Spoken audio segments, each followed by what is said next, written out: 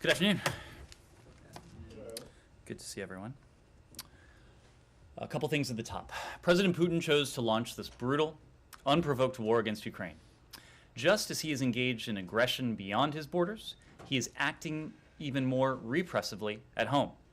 Despite Putin's crackdown on free media and his government's continued peddling of blatant lies, we have seen many Russians bravely stand up against Putin's war, including on state-run TV. Now, nearly 15,000 Russians have been detained by Russian authorities for doing just that, for exercising the rights that are as universal to them as to citizens around the world.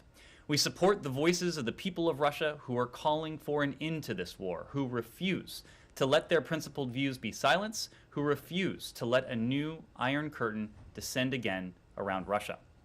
Russian journalists are being prosecuted for doing the vital work that you all do here, which is to report, to interview, and to share the truth about what is happening.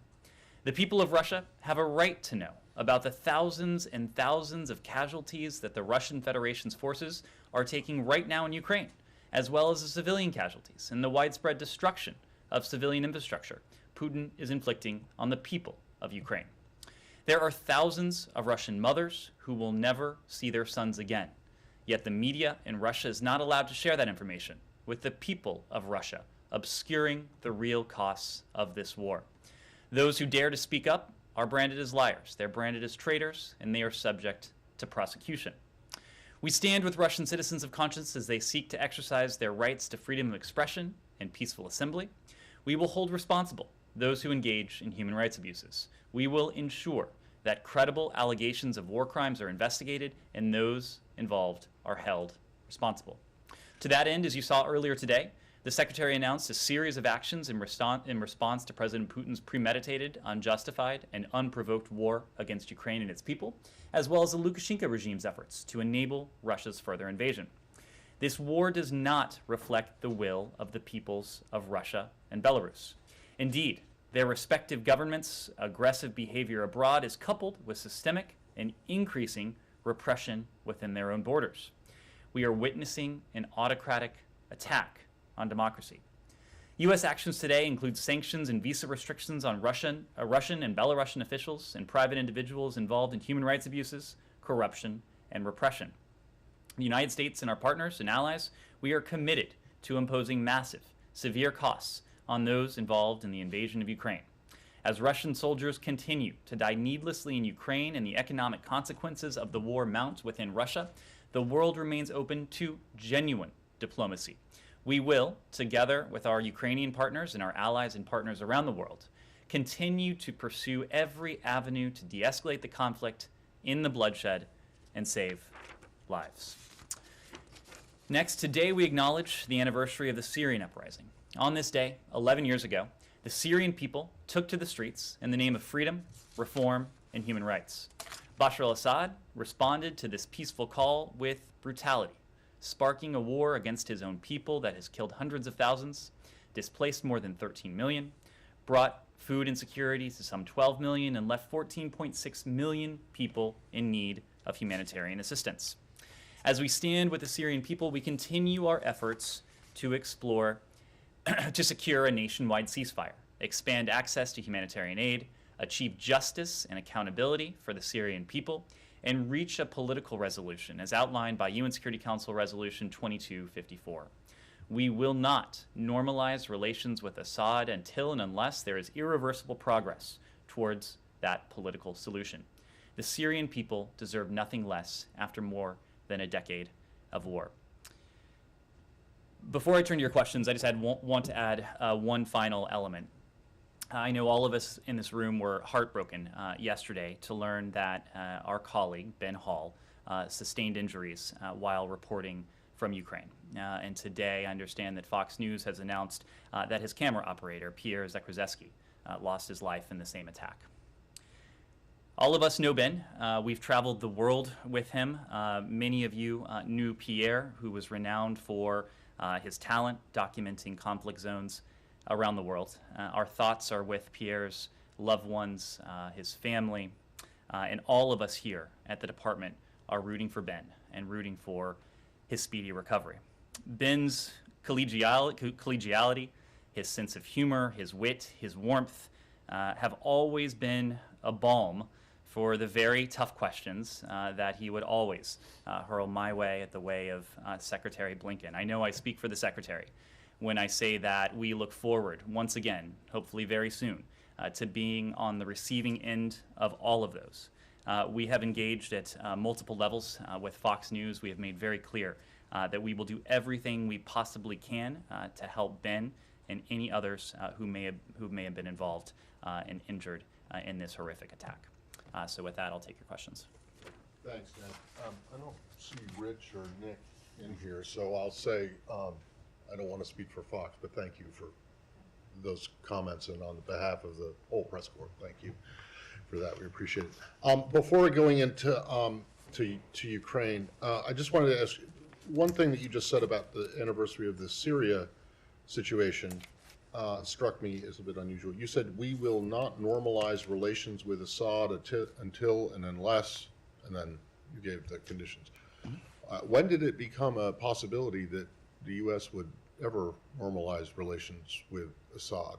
Well, for a long time, the line was his days are numbered. I mean, going back almost 11 years now. It has been 11 years, Matt. It has been 11 years since a peaceful uprising was met with the iron fist of the Assad regime. So so has there been a decision made that you could, in fact, go back to having normal relations with a government in Syria that is led by Bashar Assad? Matt, there can never be normal relations with a government that has treated its own population, its own people, with the level of brutality, with the level of violence, with the level of suppression, the use of chemical weapons, other forms of horrific violence that we've seen from this regime. We've made our position clear when it comes to holding the Assad regime accountable. We have not, we will not lift sanctions on Bashar al-Assad or his regime. We will continue to oppose reconstruction led by or for the Assad regime until and unless there is irreversible progress on that political solution that is laid out in UN Security Council Resolution 2254. But you're saying it is possible for the U.S. to have a normal relationship with a government led by Assad, Matt, if those conditions are met? Matt, I do not think there will ever be a normal relationship. Well, you said you were the one who used the word normalized. So I think that term has come up in the context of other governments that have approached the Assad regime. We've made very clear that the United States government will maintain our sanctions on the regime. We continue to support the political process that's laid out in UN Security Council Resolution 2254. We continue to stand with the people of Syria in that regard. On Ukraine, I just have two brief ones that are kind of diplomatically related. Both of them have to do with Russia. You mentioned the sanctions that you guys imposed today on them, but they also imposed sanctions on several, the President, Secretary of Defense, others. I noticed you were left off the list. I'm feeling left out. But I'm just wondering, the White House, obviously your colleague at the White House addressed this earlier and said, well, none of us have bank accounts in Russia. None of us are planning to go to, Sochi for vacation or anything like that. But, that's exactly what the Russians say about the sanctions that you put on them, that they essentially have no impact. And so I'm just wondering, what you have to say about the sanctions that they imposed. And then the second one, which I'm sure your response will be extremely brief, is that do you have any comment about Russia formally withdrawing from the Council of Europe? So first on the sanctions, look, I don't have a specific response to it. I will let my esteemed colleague, who is now the subject of Russian sanctions, I will let her response stand. But let me make a couple general points. Number one, you asked how our sanctions are any different from their sanctions. No, I know how they're different, but when you blow off their sanctions and say, well, none of us have bank accounts there, none of us were, well, that's exactly the same thing as the Russians say. So I'll make a couple points there. Number one, anyone who claims that the measures we have imposed, whether on individuals or the Russian economy or the Russian financial system, anyone who claims that those measures have been inconsequential has not been in Russia, has not been observing what has happened to the Russian economy and to the Russian financial system. This is an economy that is in a tailspin. It is an economy that is reeling. It is an economy that is suffering the worst setback, the worst couple weeks that it has had since the demise of the Soviet Union. 30 years of economic integration have been undone over the span of some 2 weeks. And you can look at any measure. The Russian stock market, which has now been closed for weeks, will be closed at least through the course of this week, presumably to prevent capital flight. The fact that the ruble is almost virtually worthless, literally worth less than a penny. The fact that hundreds of international companies are fleeing, heading for the doors, wanting no part and no role in supporting Putin's war effort. The fact that inflation is skyrocketing. The fact that Russia's credit rating is now essentially at junk status. I could go on and on and on. Those are the sanctions and economic measures that are targeting the Russian system broadly. You look at those measures that are targeting Russian individuals, oligarchs, cronies, President Putin, Foreign Minister Lavrov, Sergei Shoigu, Dmitry Peskov, others. We've already had cases of asset seizures, asset forfeitures. There will be more of that. The Department of Treasury, the Department of Justice, they are working closely with their counterparts around the world to go after yachts, to go after aircraft, to go after ill-begotten gains that have been plundered and pilfered from the Russian people. That will continue. Let me make one other point. I saw that the Russians called this, in a sense, a reciprocal measure. I think I certainly took umbrage at that term, noting that nothing can be reciprocal, given that we imposed the measures we did in response to President Putin starting a premeditated, unprovoked, unjustified war against a civilian population next door. We imposed our measures in response to the untold death and destruction, the killing of civilians in Ukraine, the loss of life that both sides have already endured. We imposed our measures for the destruction and attempt at destruction of an entire country. And we imposed our measures in response to President Putin's apparent thought that he could flout the basic tenets of the rules-based international order, the rules that all countries have abided by, the rules that have really set the predicate for some 70-plus years of untold levels of stability, security, prosperity around the world, whether that's in Europe, whether that's in the Indo-Pacific, whether that is in anywhere in between. So there's nothing reciprocal about what the Russians have done versus what we together with our allies and partners have sought to do. What the Russian Federation has done is start a war, has caused untold loss of life in Ukraine, among Ukrainians, among Ukrainian civilians, men, women, children, maternity hospitals, residential buildings, not to mention the Russians who have also lost their lives in this needless war. President Putin has started a war. We are doing everything we can with our measures, with our other steps, to end a war. Council of Europe. Oh, Council of Europe. Does that register with you, or do you think it doesn't matter? I mean, I know you're not part of the Council of Europe. Well, we are aware that Russia has informed the Council of Europe that it intends to withdraw. Of course, we would refer you to the Council for next steps. We did previously welcome the Council of Europe's suspension of the Russian Federation for its aggression in Ukraine. We similarly welcomed the Parliamentary Assembly's strong statements of support for Ukraine in the extraordinary session that was held. And we share the Council of Europe's values, human rights, democracy, the rule of law.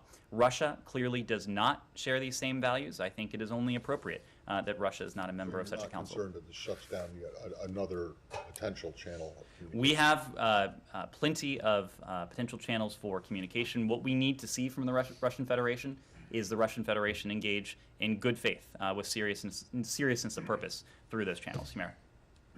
Just to follow up a little bit on the action, EU today, for example, took action to freeze the assets of Abramovich. As far as I know, U.S. has not done anything on that particular individual. Are you guys planning to? Because there was a time where you said from this podium that U.S. was looking to catch up with EU and make some of the measures symmetrical. And I also would love your response on what does the U.S. make of Abramovich's recent moves? He was in Israel, Turkey, Russia. Does the U.S. see him as a potential interlocutor? He's not just a private citizen. So a couple points, Yumara. First, and most importantly in response to your question, we don't preview any actions that we may or may not take. What I will say, and you referenced this, is that the European Union, they have their own authorities, they have their own capabilities, we have our own authorities, we have our own capabilities. What we have done each over time is to harmonize the steps we have taken in important regards. So there have been times where we have taken action against entities, against individuals, that the Europeans, other countries and partners around the world in turn followed suit. There have been times where the European Union has, in the first instance, taken such action, and we have later harmonized our authorities going after similar targets. I certainly have no doubt that we will continue, the EU will continue, our partners and allies around the world will continue to go after oligarchs, to go after cronies, to go after all of those who are in one way or another aiding and abetting Putin's war effort, playing a role in his war machine. Just look at what we did today. One day alone, we announced actions against 91 individuals and one entity. We used 5 different authorities across 2 departments, the Department of State and the Department of the Treasury. I won't go through the whole roster, but there were visa restrictions under Section 7031C of the Department of State Foreign Operations and Related Programs Appropriation Act of last year. There were designations pursuant to an executive order 14024. There were visa restrictions announced under Section 212A3C of the Immigration and Nationality Act. This is a new authority that allows us to go after current and former Russian government officials believed to be involved in suppressing dissent in Russia and around the world.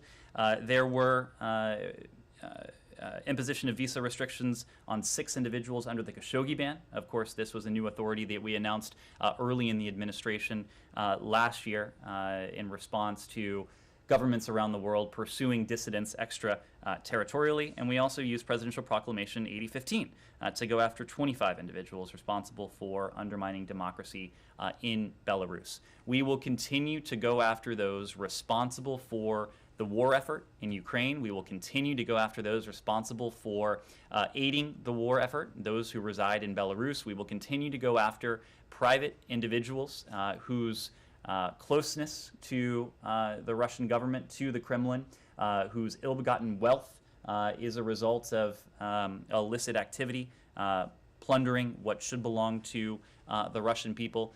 We will continue to do that, but what we won't do is preview those actions. Sure. How about the second part? Do you see that some of these people can actually be interlocutors as well? And with this particular individual, because you have a task force, are you also keeping an eye on their movement? So I'm not going to speak to any particular individual. What I will reiterate is what I told Matt. There are plenty of fora, there are plenty of avenues for diplomacy. We know that our French partners, our German partners, our Israeli partners, our Turkish partners, our Ukrainian partners, of course, have engaged in diplomacy, direct diplomacy with the Russian Federation. What we're not looking for, what we're not bereft of, are avenues. What we're not missing are not fora. What we're looking for is a genuine display of good faith on the part of the Russian Federation. We need them to show up at any one of these venues to make clear that they are genuinely interested in de-escalation, in putting an end to this conflict, in putting an end to this war, and putting an end to this senseless and needless loss of life. And you have received no such indication up until this moment? I think we will... Through any channel? We will judge that based upon what we see in Ukraine.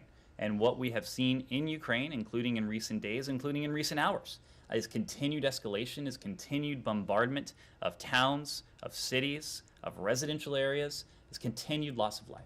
Paul. Okay, so I I understand all you said about the Russian economy, but the average Russian doesn't own stocks. The average Russian doesn't buy a lot of imported goods. The Russian ruble has lost, if I'm right, 35–40% of its value, which is not as bad as some of the economic crises we've seen in a long time. And you haven't gotten any progress on deconfliction, de-escalation. So what about taking more steps? What about expanding SWIFT things? We continue to send money to Russia for energy purchases.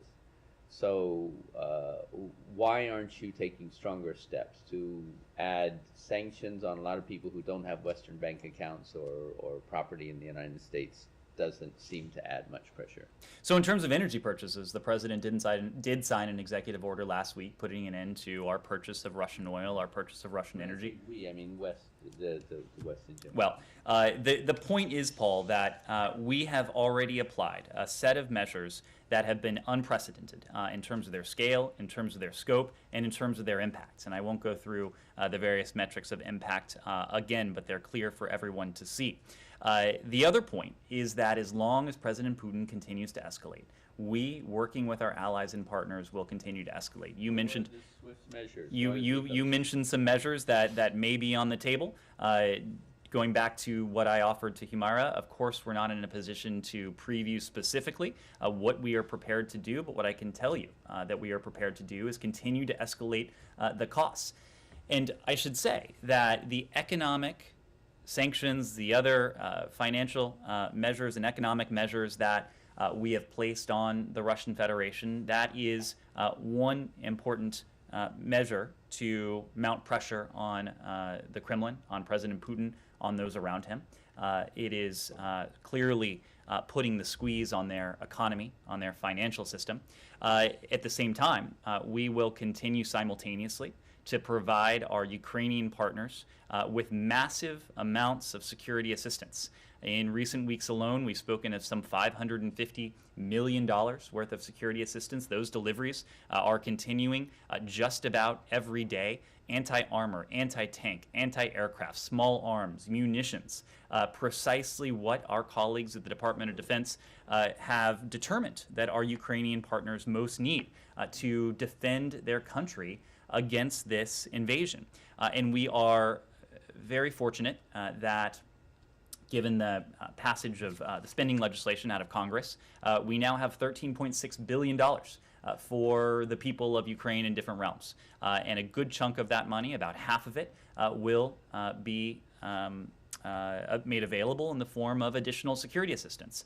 So we have provided more than $1.2 billion in security assistance to our Ukrainian partners over the course of the past year. We're going to be in a position to do much, much more given the spending allocation that we recently have had from Congress. That is another avenue that is putting pressure on President Putin. And we have seen that pressure and the effectiveness of that security assistance, the effectiveness of the Ukrainian resistance, in that we are now on day 20 of this Russian invasion, of this Russian war. President Putin's certainly cannot be comfortable with what he has seen from his forces on the battlefield. I will leave it to others to offer the military analysis. But again, President Putin gravely miscalculated if he thought that he could dispatch 100,000 forces into a sovereign country and not face and find the stiff resistance that he's found, with thousands of Russian service members losing their lives, with his forces stalled in key areas. President Putin has gravely miscalculated if he thought he could do all of this without facing opposition at home. And we've seen very prominent displays of that opposition, including in recent hours, in ways that would have been unexpected even a few weeks ago. 15,000 people arrested across Russia, across dozens of Russian cities, including in President Putin's hometown of St. Petersburg, for peacefully exercising the rights that are as universally available to them as to anyone else on the planet: the right to freedom of assembly, the right to freedom of expression. We continue to stand with them. And President Putin, going back to where we started, has gravely miscalculated if he thought that United States, that our allies and partners were bluffing when we talked about the profound costs that we were prepared to impose on Russia's economy, on its financial system, on the Kremlin if he were to go forward. President Putin has now found that he made grave miscalculations in all three regards. John, follow up? Sure. Oh, yeah, thank you. Paul asked about the more stronger steps, and you told about the military support to Ukraine.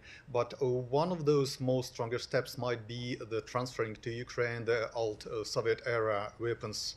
And so could you, including S-300, so could you comment on the CNN today's report that reportedly State Department is already involved in the talks with the European partners and creating such a list? So we are in constant discussion with our Ukrainian partners in the first instance about their needs, their security needs. I can say that Secretary Blinken spoke to Foreign Minister Kuleba again today. They discussed Ukraine's security needs once again, working very closely with our colleagues at the Department of Defense. We have put together packages of defensive security assistance that our Ukrainian partners most need. And as I said before, that includes anti-armor, that includes tanks, anti-tank, that includes small arms, that includes munitions, and it most certainly includes anti-aircraft and surface-to-air systems. So we are not detailing every element of those security packages that we are providing, but we are continuing to provide security assistance in all of those realms. We know that Russian missiles, Russian rockets, Russian artillery have wrought destruction across large parts of Ukraine, and we are prepared to, and we have provided our Ukrainian partners with the sort of surface-to-air systems, anti-aircraft systems that would help protect themselves against this onslaught, against these attacks. We are always looking at what's in our inventories, and also our allies around the world are looking at what's in their inventories. And Secretary Blinken has on several occasions now authorized our NATO allies to provide U.S. origin equipment to our Ukrainian partners. Our inclination has always been to be responsive to precisely what our Ukrainian partners need. We've been able to do that with the funding we've been granted from Congress, and now that we have $13.6 billion of additional funding to work with, about half of which will go in the direction of security assistance, we'll be able to do quite a bit more. Can I just make sure one thing? You said tanks, and then you said anti-tank. Anti-tank, You don't mean anti-tank, tanks. anti-tank, anti-tank, anti-armor. John. And just because things are always moving in the air, since the start of Russia's invasion, has the United States yet engaged directly with Russia about off-ramps or ways to reduce violence? Directly, have you engaged directly with Russia about this? John, a number of our partners are engaged directly with the Russian Federation at high levels.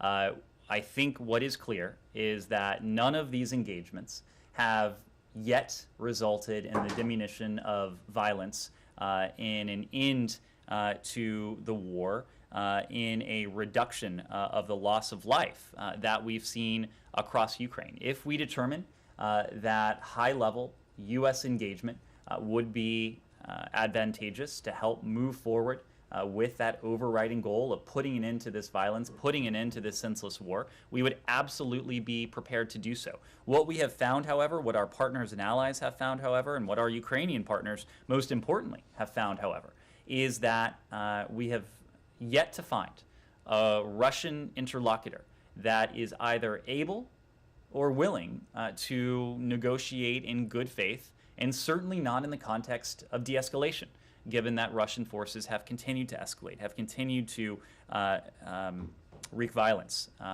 across Ukraine. So we'll continue to look for diplomatic openings. In the meantime, we will continue to support our Ukrainian partners, as well as the diplomatic efforts that our allies around the world are taking part in. And then can you just comment on the statements from Moscow about receiving written assurances related to the Iran deal? So we've discussed this yesterday a bit. What I will say is that we have made significant progress over recent days when it comes to the possibility of mutual return to compliance with the Joint Comprehensive Plan of Action. We continue to engage with Russia on a return to full implementation of the JCPOA. I think what you heard from Foreign Minister Lavrov, I will let him speak for himself, I will let the Russians speak for themselves, but it may well be a reflection of the fact that we, of course, would not sanction Russian participation in nuclear projects that are part of resuming full implementation of the JCPOA.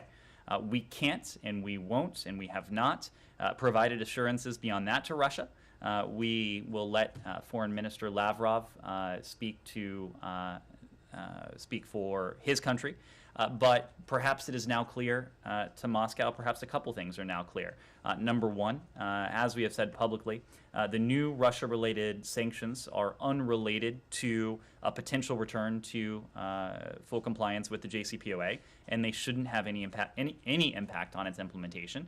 And it may well be a reflection of what we've said all along, that an Iran that is unconstrained in its nuclear program, and that has no permanent, verifiable limits attached to that nuclear program.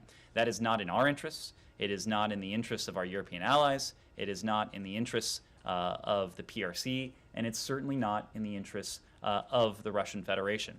I will reiterate one additional point, that you've heard several references in recent days to external factors, and we have engaged with the Russian Federation on the possibility of a mutual return to compliance with the JCPOA. But as I said the other day, there were and are a small number of outstanding issues. Now that we are this close to the finish line, those outstanding issues tend to be the hardest issues. So we're not there yet. Nothing is agreed until everything is agreed, but we continue to assess that a mutual return to compliance would be the most effective, the best way to verifiably and permanently once again have those limits on Iran's nuclear program. Laura. So to follow up, is it this building's understanding that the objections that Russia raised in the last few days have now been resolved? It is, what I'm relaying to you is that you will need to ask the Russians. But you guys are in the negotiations with them. So is it this building's understanding that they are no longer objecting? We have seen the statements from Foreign Minister Lavrov. We will leave it to the Russian Federation, to Foreign Minister Lavrov, to others to explain exactly what those statements mean. But it is logical. It has been logical to us. It should be logical to all parties that we would not sanction Russian participation in nuclear projects that are part of a full resumption of the JCPOA if, in fact, we are able to get there. We have not offered the Russians anything more. There has been nothing additional conveyed, but you'll have to you'll have to ask the foreign minister. Well, let me ask it this way. Did you guys understand whatever it was that Lavrov was trying to say? Like, what was your understanding of what he was saying? I'm not going to interpret the foreign minister's remarks. Again, you'll need to talk to them to ask their position, where they are on a potential mutual return to compliance. We know where the Russian Federation has been in the past. Of course, Russia was an original member of the P5+1, understanding since well before 2015 that a nuclear-armed Iran or an Iran on the verge of a nuclear weapon would not be in Moscow's interests, certainly not in our interests. We hope to be able to complete a mutual return to compliance with the JCPOA in short order. We should be able to if negotiators, if the parties come together, negotiate in good faith, and close out these remaining outstanding issues. I'm a bit confused. How can you say for sure that you will not sanction any Russian activity related to any return to the deal? The Ukraine-related sanctions well post-date the original JCPOA. I mean, they only date back to February, late February of this year. If there is a Russian, and I realize this is a hypothetical, but you seem to be raising the hypothetical and the answer to your question, and maybe you're not the right person to ask because it gets into the weeds here. But if there is something that is allowed, an activity that is allowed under the JCPOA, but it involves transactions that are sanctioned by not just the United States, but also the EU, under the, with a bank, with a financial institution, a Russian financial institution, how can you say that that's exempt? Well, to be clear, Russia is not getting out of the sanctions and other financial measures that we have said been, they were. that we have been So if I'm a Russian- that have been imposed for this war in Ukraine. What we are talking about here is the very basic point, something that should be quite clear, that we would not sanction Russian participation in nuclear projects that are part of a full resumption of the JCPOA. These are separate realms. These are separate areas. If they involve any kind of a monetary transaction that touches either the European or American financial systems, or SWIFT for that matter, then you have a problem. I don't see how you can exempt them. Because if I'm the Russians and I see that that's exempted, well then all of a sudden, every foreign transaction that I do is going to be related to Iran's nuclear program, and therefore exempt under. So Matt, I think two things can be true. One, the JCPOA is not going to be an escape hatch for the Russian Federation and the sanctions that have been imposed on it because of the war in Ukraine. But two, we are not going to sanction Russia for participating in nuclear projects that are part of the JCPOA. You're right, you're asking a very weedy question. It's probably better for... then let me add another one to it. It may be better for an expert, but then what about the idea of the secondary sanctions? Because any bank or financial institution that would be involved in a transaction, say Russia purchases heavy water from the Iranians or enriched uranium. This seems to open the Pandora's box that you keep talking about and other things. It just seems that the Russians would be able to disguise any number of non-Iranian nuclear deal transactions through that same channel of exemptions that you're offering them. Well, so what you're raising is a hypothetical wrapped in another hypothetical. The hypothetical that... I'm sorry, but you're talking about a deal that doesn't exist yet. Well, that's my point. I'm No, sorry. that's... Well, my hypotheticals that's are related, are based on your initial hypothetical. That's exactly my point. So rather than get wrapped around the axle of hypotheticals, Well, can we get someone down here to go through this stuff? I have Ukraine questions. Any more Ukraine questions? Seems like there are a couple Ukraine questions. Is Robert Malley going back to Vienna this week? Rob Malley and his team, they are still based here. I understand that negotiators are still in capitals. If it is prudent, if it is appropriate for Rob and the team to go back to Vienna, they're prepared to do so. And on Ukraine, how did the secretary receive the news of sanctioning him and the president and other U.S. officials by Russia? I haven't discussed it with him yet today, but based on previous discussions, I don't think he'll be surprised. He will be able to sleep. I'm sorry? He will be able to go to bed. I think he will sleep just as soundly as he otherwise would, which, given that he is Secretary of State, probably isn't all that soundly. And on Saudi Arabia, Ned, Saudi Arabia considers accepting the Chinese currency instead of dollars for Chinese oil sales. What's your reaction to that? We don't have a specific reaction to that. What I would say is that we've said time and again that our relationship with the PRC is at its heart competitive. It will be collaborative when it can be, adversarial when it must be. Our allies and partners around the world are going to have their own relationships with the PRC. What we are not asking countries to do is to choose between the United States and China. When it comes to many of our partners, what we seek to do is to give them choices and to make partnership with the United States and all that we bring to the table, all that we could bring to a bilateral relationship, make sure that countries, partners around the world know just how appealing that is. And one on UAE too. How do you view the UAE conflicting statements on increasing the oil production? Their ambassador in Washington said that they will increase the production, and their energy minister contradicted them. I will leave it to our Emirati partners to speak to to speak to this question. We, of course, are not a member of OPEC. We're not a member of OPEC Plus, but as you know, we have engaged with companies, with countries around the world. We maintain an interest in a steady global energy supply, and our diplomatic outreach is a large element of that. Laura. So we've talked in the past about the possibility of expediting Ukrainian refugees to the United States. I'm wondering if there's any update to that, if the position in this building is still that they must apply through UNHCR, which is a process that you know can take months. Over the weekend, we saw some people trying to come into the United States from the southern border. Is there any consideration given to temporary humanitarian parole for Ukrainians who might want to come to the United States, especially if they already have ties, family members in the United States? And then I have a second question for you on a unrelated Ukraine topic. So a couple points. We discussed this a bit yesterday, but there are now nearly 3 million Ukrainians who have been forced to leave their homes because of this violence.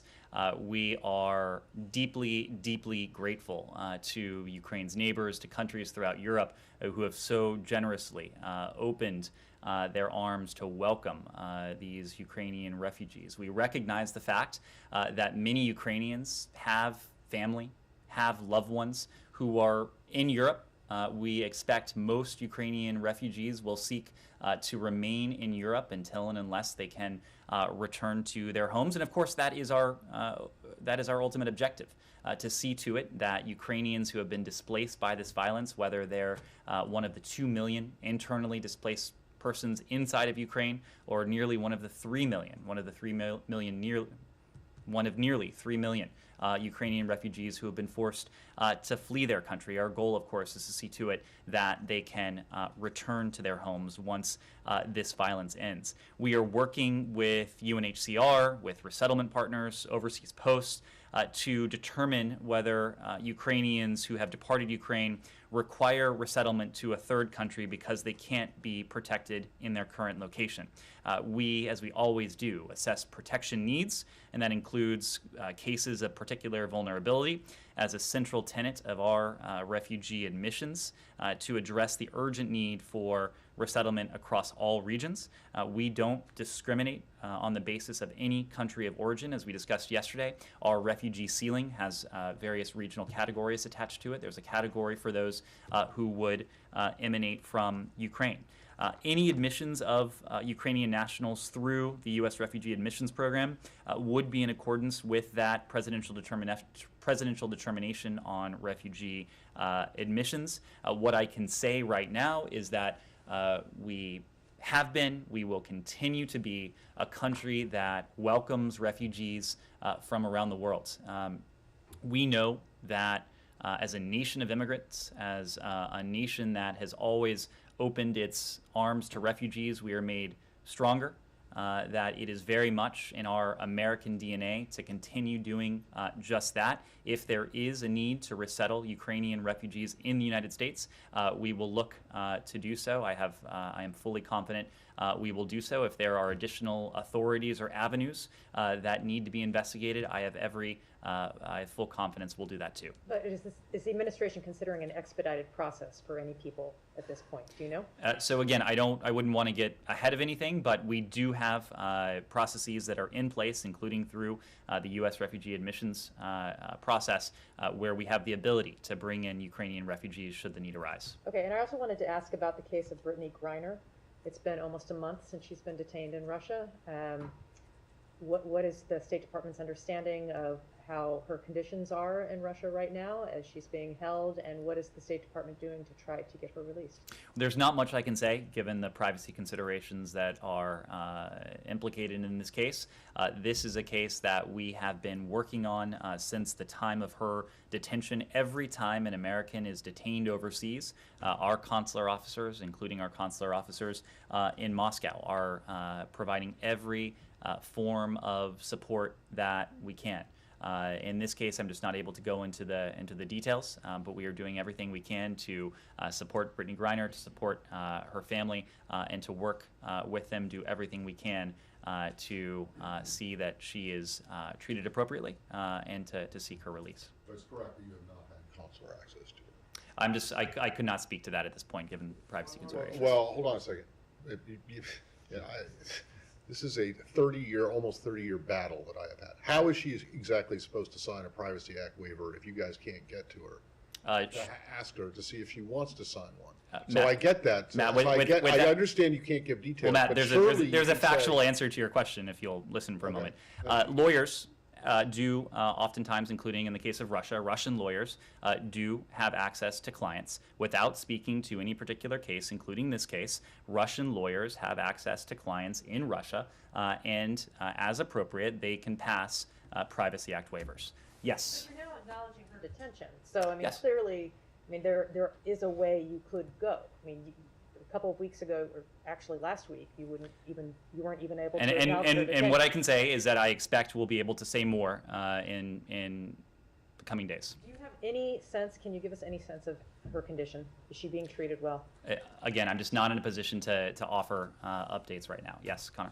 Follow up on John's first question about the talks between Russia and Ukraine today. Have U.S. officials been briefed on how those talks went? And in particular, Ukrainian officials expressed some optimism afterwards. Do you share that optimism? Everything you said earlier would indicate that you don't. Well, our Ukrainian partners are the ones who are taking part in these conversations. The conversations over the past couple days have been virtual, but as I mentioned a moment ago, Secretary Blinken did have an opportunity earlier today to speak to Foreign Minister Kuleba.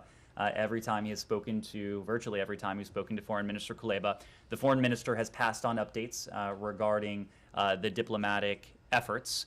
Rather than characterize whether we're optimistic or pessimistic, again, what we are going to be looking for are developments on the ground. And the developments we want to see are clear. We want to see de-escalation. We want to see a diminution of the violence. We ultimately want to see a withdrawal of Russian forces from inside Ukraine. We have not seen any of those things just yet. President Zelensky today said that Ukrainians should be prepared that the country would not be allowed into NATO. Have you advised his administration at all in these talks whether or not that should be something that they commit to not joining the alliance? Nope. To be very clear, we have consistently underscored, not only to our Ukrainian partners, but to countries around the world, that these are sovereign decisions that our Ukrainian partners will need to make for themselves. What we are here to do is to stand by our Ukrainian partners, to support our Ukrainian partners in any decisions that they would choose to make. Can Yes. I ask just another couple? Yeah. We talk so much about sovereign decisions of other countries. What about the sovereignty of the United States, in the sense of we obviously have a strong interest in reducing conflict, ending wars, and obviously the longer that this conflict continues, the greater the risk of escalation and other things like that. It just seems like you guys are so often shifting to the sovereignty of other powers. The United States has a real stake in this, and why be so reluctant about an outcome that might be in the U.S.'s interest? We're not reluctant about that at all, John. We are doing everything we can to see a diminution of the violence, to see an end to this war. You're right that every day this war goes on, there's the chance of escalation. There's the chance of broader conflict. But to that end, we've done a couple things. Number one, we've been very clear about steps that we are not going to take. President Biden has made very clear that American pilots are not going to operate over Ukrainian airspace. American service members are not going to operate on Ukrainian soil. But number two, we have supported our Ukrainian partners in their efforts to achieve a diplomatic resolution to this conflict. We have supported and we've been in close coordination with our French partners, our German partners, our Israeli partners, our Turkish partners, and others who have engaged directly with Russia diplomatically to see that same outcome achieved. We share the same overriding objective with all of those allies, with all of those partners. So the idea that we are in any way hesitant to see this conflict come to an end as quickly as it can, that is just not something that rings true. And I think it's also fair that no country has done more to support our Ukrainian partners in an effort to bring this conflict to a close in terms of the diplomacy, in terms of the security assistance, in terms of putting pressure on the Kremlin, on President Putin, on those around him who are responsible for this conflict. And we see all of those lines of effort as complementary. Pressure on the battlefield, pressure on the Russian economy, pressure on the Russian financial system, pressure on oligarchs and senior Russian officials personally, and our efforts to support diplomacy, all of those things do support our overarching goal of seeking to find a diplomatic resolution to this conflict. Connor. To follow up on your comments on our Fox colleagues, in addition to injuring Ben and killing Pierre, this attack also killed one of their Ukrainian producers. It's obviously also not the first attack that injured or killed journalists. Do you believe that journalists are being targeted at all in this war? We know, of course, that civilians have been killed. We know, of course, that journalists have been killed. There was another American journalist who was killed just a couple days ago, Mr. Renault.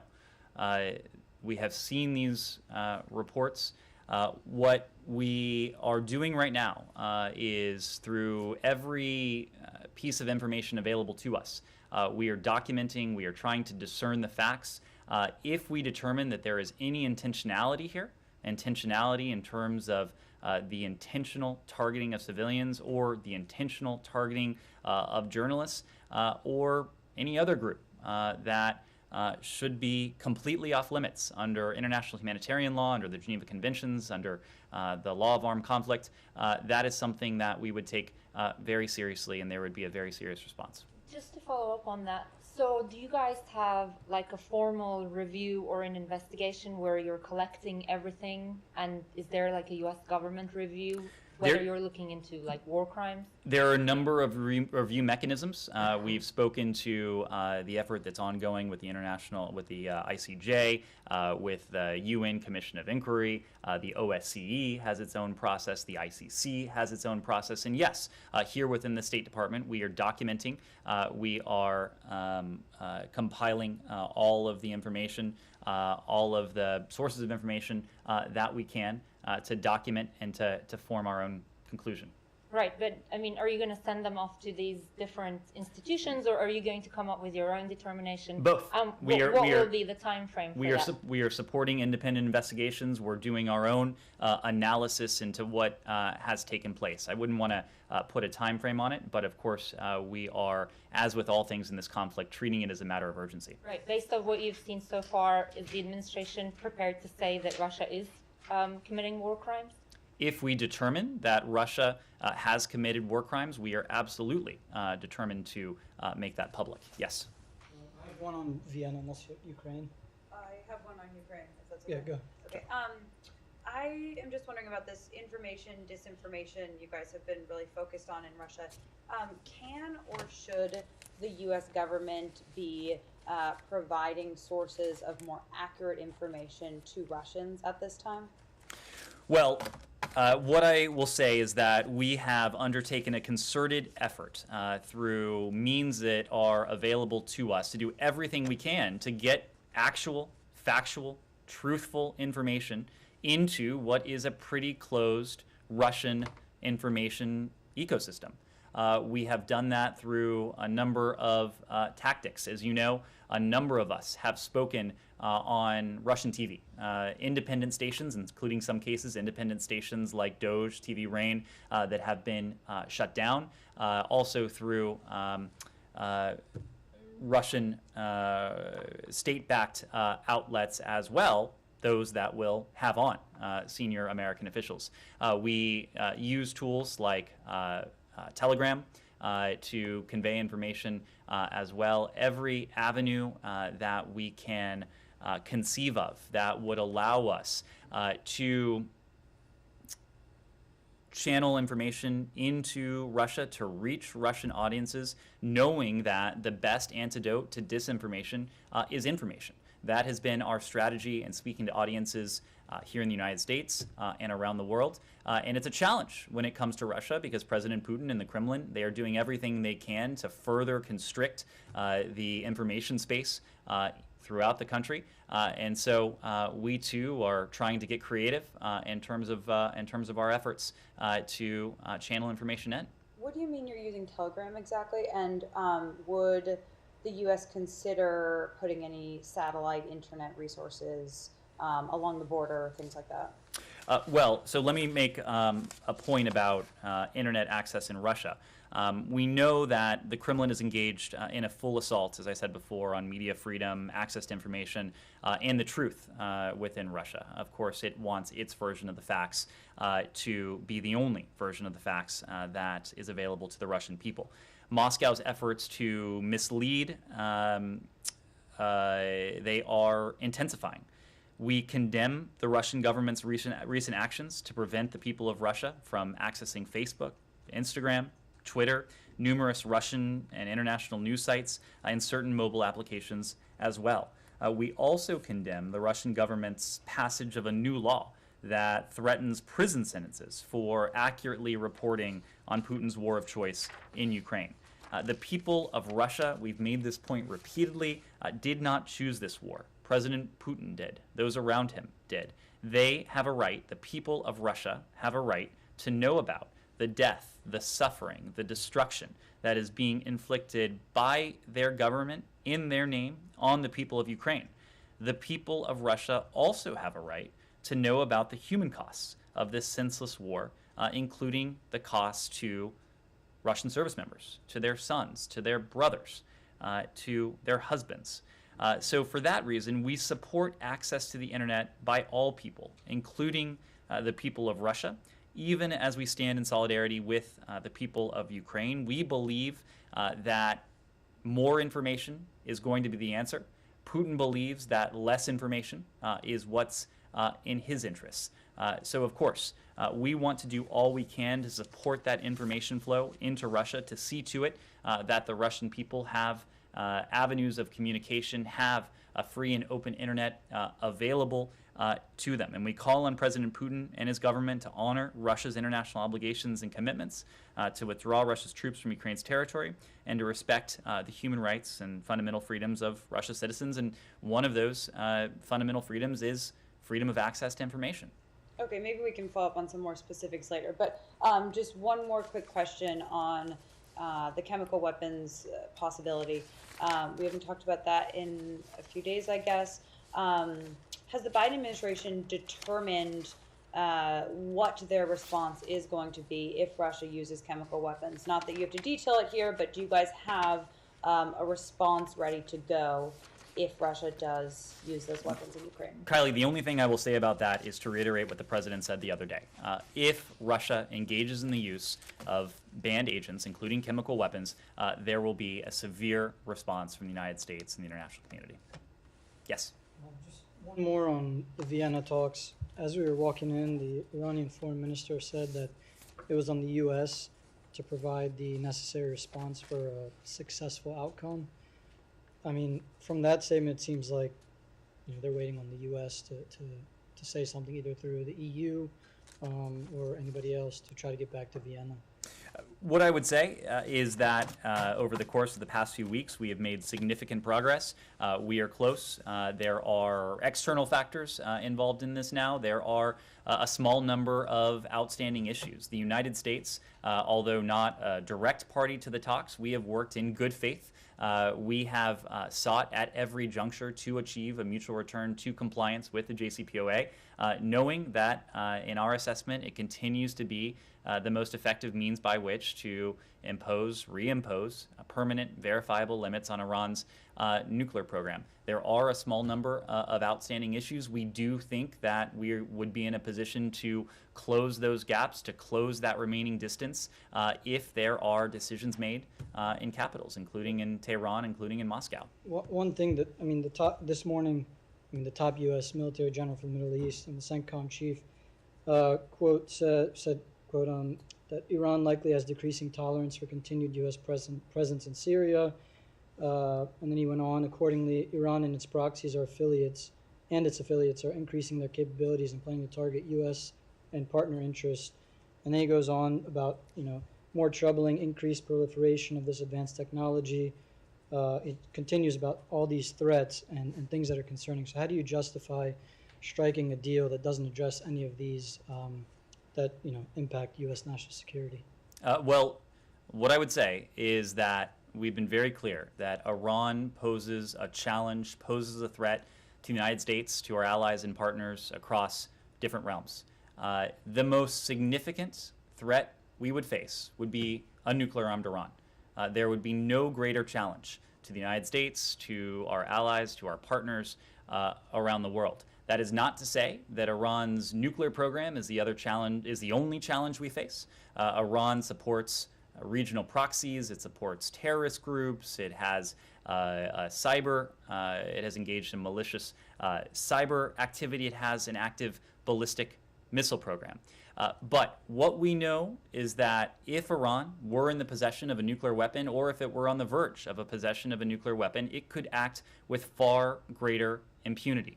The first thing we want to do is to put Iran's nuclear program back in a box, to take that challenge off the table, so that, working with allies and partners, we can confront, we can take on the challenge that Iran poses in these other realms much more effectively. We actually see these goals as quite complementary. Knowing that a nuclear-armed Iran is an Iran that would have far greater impunity. And I'll make one other point. Our goal is to put the Iranian nuclear program back in a box. It was in a box until 2018. Prior to 2018, when the JCPOA was in full force, in full effect, we did not see the same kinds of provocations that we have seen even in recent days. So our goal is to put that challenge, take that challenge off the table, and to work with our allies and partners to address the fuller range of threats that we face from Tehran. The last one, sorry, it's Sure. quick. Do you fear Russia could be trying to derail these talks in order to prevent, Iranian oil from coming back on the international market? If presumably that's what they're going to get under the deal. Well, again, whether or not there is a JCPOA, our posture towards an Iranian oil ban would not change. We would not replace Russian oil with Iranian oil. That would not be on the table. Beyond that, you'll have to speak to Moscow. What I can say is what I've already said, that an Iran that is verifiably, permanently barred, prevented from ever obtaining a nuclear weapon, that is equally in our interest as it is in Russia's interest. Yes, Glass, quick question. On the previous question on getting information into Russia, who runs the Telegram operation, and do you have an intergovernmental body that is working, coordinating to try to get this kind of information into Russia? Second question, completely different. General McKenzie told Congress that the U.S. has agreed to U.S. plans to sell F-15s to Egypt. Has the State Department formally signed off on that? We don't speak to potential arms transfers or arms sales until and unless they're notified to Congress, so I just wouldn't have anything to say on that score. In terms of conveying truthful, accurate messaging and information into Russia, that's something that we're very focused on as a government.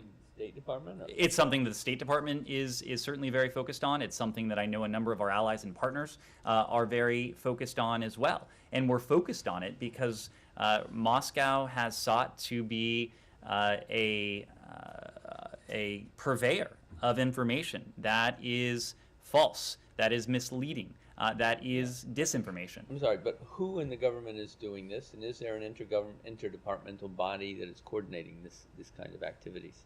These activities are coordinated across the government. Of course, we work closely with the National Security Council, but a lot of this activity does come out of the State Department in terms of speaking directly to Russian audiences. If you've been on our social media channels, if you have seen what we've done with Russian media, independent media, media that is closer to the Russian state. Much of that is emanating from the State Department. Of course, our embassy in Moscow is very engaged in this as well, but I'll also make the point that our allies and partners around the world have been doing the same, because the disinformation that we have seen emanate from Moscow targets not only the United States and mischaracterizes not only what we have done, but also what our allies and partners around the world are doing. So it is a shared objective of the United States, of our allies and partners, to fight this disinformation, this misinformation, with information, with facts, with truth, for people here in this country, for people around the world, including people in Russia. Thank you all very much. I do not have any travel updates at this time.